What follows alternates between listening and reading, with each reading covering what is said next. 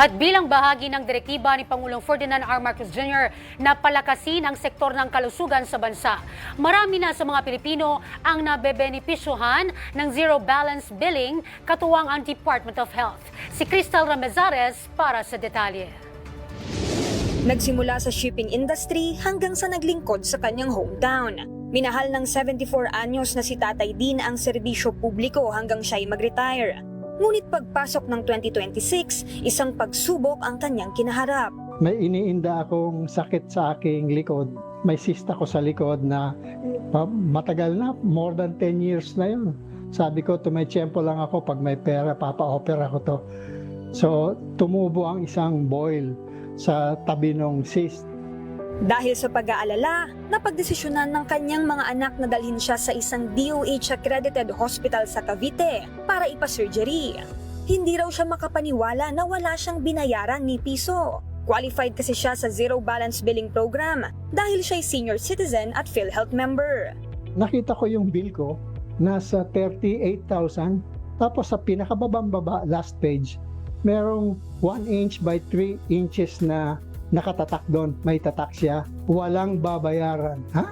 Totoo ba ito? Ako'y talagang manghang-mangha na wala akong binayaran. Patunay ito na ramdam ng mamamayan ang zero balance billing ng Department of Health alinsunod sa direktiba ni President Ferdinand Marcos Jr. Wala nang kailangan bayaran ng pasyente basta sa DOH Hospital dahil bayad na po ang bill ninyo.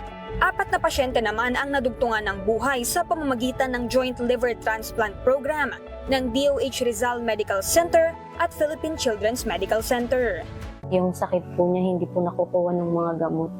Ang cure lang po ng sakit niya is liver transplant lang po. Malaking ginhawa po para sa amin.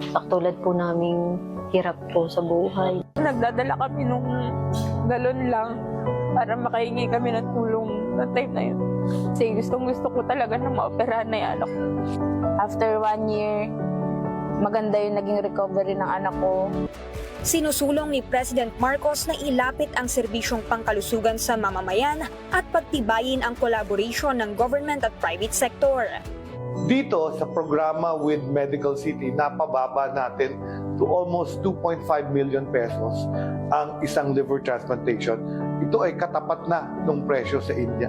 Malaking bagay ito. Ayaw nating umalis ang ating mga kababayan, mag-resign sa trabaho, sasamahan yung anak nila, manlilimos ng kaperahan. Nangangako naman ng PhilHealth na magpapatuloy silang i-expand ang kanilang healthcare programs, gaya ng yakap at gamot program sa pamamagitan ng contribution ng kanilang members. Maaari nang mag-register sa PhilHealth sa pamamagitan ng inyong eGov app para ma-avail ang iba pang benepisyo. Paalala ng ating health agencies na kaagapay sila ng bawat Pilipino sa anumang sakit at gastusing medikal. Para sa totoong balita sa Bagong Pilipinas, Crystal Ramezares ng IBC News para sa 13 sa tanghali ng Congress TV.